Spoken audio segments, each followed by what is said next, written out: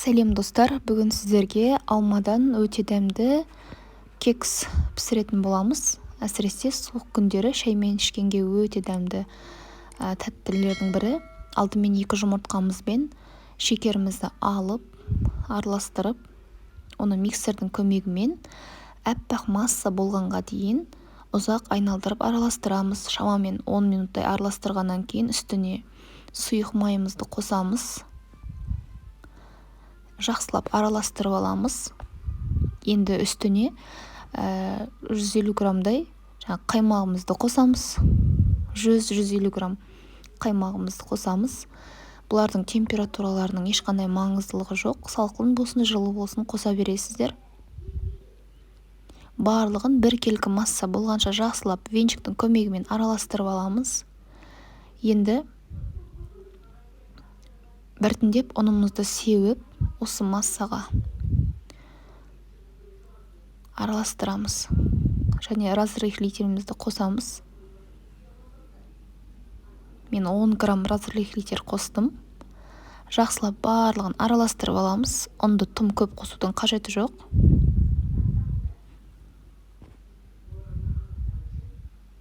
Бізде осы массаға шамамен 300-350 грамм ұн қосылады.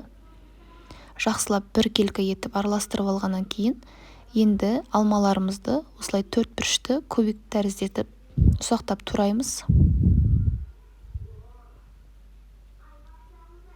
2-3 дана алма жеткілікті. Алмаларымыздың үстіне корицаны қосамыз. Және де шекерімізді қосып, жақсылап барлығын бір араластырып аламыз.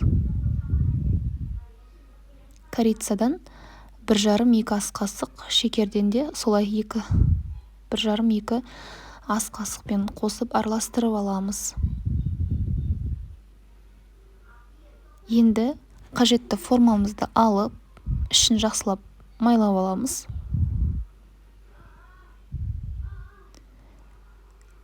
Массамызды құйып, үстіне алмаларымызды қоямыз.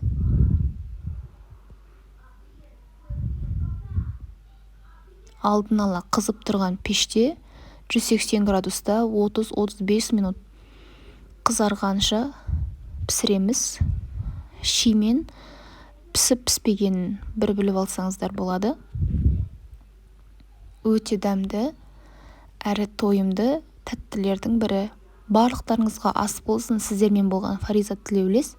Міндетті түрде менің YouTube каналыма тіркеліп, өзге де рецепттерді көріңіздер.